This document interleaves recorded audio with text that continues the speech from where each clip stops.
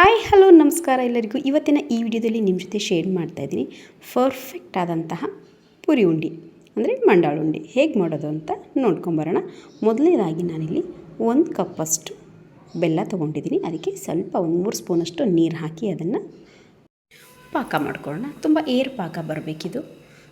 ಸ್ವಲ್ಪ ಮೊದಲಿಗೆ ಕಡಿಮೆ ಫ್ಲೇಮ್ ಇಟ್ಟಿದ್ದನ್ನು ಕರಗಿಸ್ಕೊಳ್ಳೋಣ. ಆಮೇಲೆ ಮೀಡಿಯಮ್ ಫ್ಲೇಮ್ ಇಟ್ಟು ನಾವು ಪಾಕನ ಮಾಡ್ಕೋಬೇಕಾಗುತ್ತೆ. ಒಂದು 3-4 ನಿಮಿಷ ಆದರೆ ಪಾಕ ಬರುತ್ತೆ. ಇದು ಬೇಗ ಬರುತ್ತೆ. ಸ್ವಲ್ಪ ನೀರು ಹಾಕಿರೋದ್ರಿಂದ ನೋಡಿ ಒಂದು 3-4 ನಿಮಿಷ ಇದೆ. ಮಧ್ಯದಲ್ಲಿ ನಿಮಗೇನಾದರೂ ಪಾಕ ಬಂದಿದೆ ಅಂತ ಡೌಟ್ ಬಂದರೆ ಒಂದು ಪ್ಲೇಟಲ್ಲಿ ನೀರು ತೊಗೊಂಡು ನೋಡ್ತಾಯಿರಿ.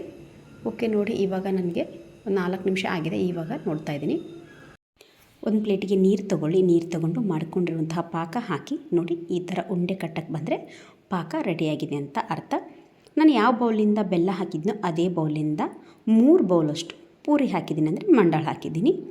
ಇವಾಗ ಪಾಕನ ಕೆಳಗಿಳಿಸ್ಬಿಟ್ಟು 1 ಸ್ಪೂನಷ್ಟು ತುಪ್ಪ ಹಾಕಿದ್ದೀನಿ. ಸ್ವಲ್ಪ ಒಂದು ಮಿಕ್ಸ್ ಕೊಟ್ಟು ಅದಕ್ಕೆ 3 ಬೌಲಷ್ಟು ಮಂಡಾಳು ಅಂದರೆ ಪೂರಿನ ಇದಕ್ಕೆ ಹಾಕಿ ಚೆನ್ನಾಗಿ ಒಂದು ಮಿಕ್ಸ್ ಕೊಡೋಣ.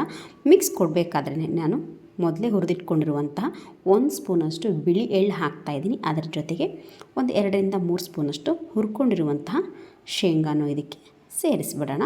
ಇವಾಗ ಚೆನ್ನಾಗಿ ಮಿಕ್ಸ್ ಮಾಡ್ಕೊಳ್ಳೋಣ. ಬೆಲ್ಲ ಎಲ್ಲ ಇದಕ್ಕೆ ಚೆನ್ನಾಗಿ ಹೊಂದ್ಕೊಳ್ಳಿ. ಪಾಕ ಸ್ವಲ್ಪ ಬೇಗ ಮಾಡ್ಕೊಳ್ಳಿ, ಯಾಕೆಂದರೆ ಪೂರಿ ಉಂಡೆ ಸ್ವಲ್ಪ ಬಿಸಿ ಇರುವಾಗಲೇ ಕಟ್ಟಬೇಕು.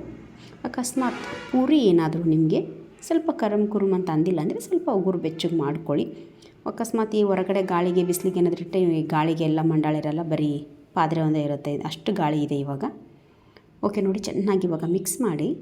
ಬಿಸಿ ಇರಬೇಕಾದ್ರೇ ಸ್ವಲ್ಪ ಕೈಗೆಲ್ಲ ನೀರು ಹಚ್ಚಿಬಿಟ್ಟು ಬೇಗ ನಮಗೆ ಯಾವ ಸೈಜಲ್ಲಿ ಬೇಕೋ ಆ ಸೈಜಲ್ಲಿ ಉಂಡೆಗಳನ್ನ ಕಟ್ಕೊಳ್ಳೋಣ. ಸ್ವಲ್ಪ ಚಿಕ್ಕದಾಗಿ ಉಂಡೆಗಳನ್ನ ಕಟ್ಕೊಂಡ್ರೆ ಮಕ್ಕಳಿರೋ ಕಾರಣ ವೇಸ್ಟ್ ಆಗೋದಿಲ್ಲ. ನೋಡಿ, ಕುರುಮ್ ಆದಂತಹ ಪೂರಿ ಉಂಡೆ ರೆಡಿ ಆಗುತ್ತೆ. ತುಂಬ ಅಂದರೆ ತುಂಬ ಚೆನ್ನಾಗಿರುತ್ತೆ. ಮಾಡೋರಿಗೂ ತುಂಬ ಈಸಿ. ಇದು ಫಸ್ಟ್ ಟೈಮ್ ಮಾಡೋರಿಗೂ ಅಂತ ತುಂಬ ಬೇಗ ಬರುತ್ತೆ. ಈ ಥರ ಮಾಡಿ ಟ್ರೈ ಮಾಡಿ ನೋಡಿ.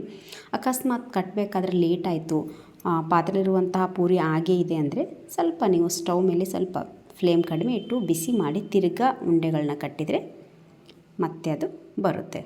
ಖಂಡಿತ ಈ ರೆಸಿಪಿ ನಿಮಗೆ ಇಷ್ಟ ಆಗಿದೆ ಅಂದ್ಕೊಂಡಿದ್ದೀನಿ. ಪ್ಲೀಸ್ ಲೈಕ್ ಮಾಡಿ, ಸಬ್ಸ್ಕ್ರೈಬ್ ಮಾಡಿ. ಹಾಗೆ ನನ್ನ ವೀಡಿಯೋಗಳನ್ನ ಯಾರಾದರೂ ಹೊಸದಾಗಿ ನೋಡ್ತಾ ಇದ್ದರೆ ಪ್ಲೀಸ್ ಸಬ್ಸ್ಕ್ರೈಬ್ ಮಾಡ್ಕೊಂಡು ನೋಡಿ ಅಂತ ಹೇಳ್ತಾ ಈ ವಿಡಿಯೋನ ಮುಗಿಸ್ತಾ ಇದ್ದೀನಿ. Thank you.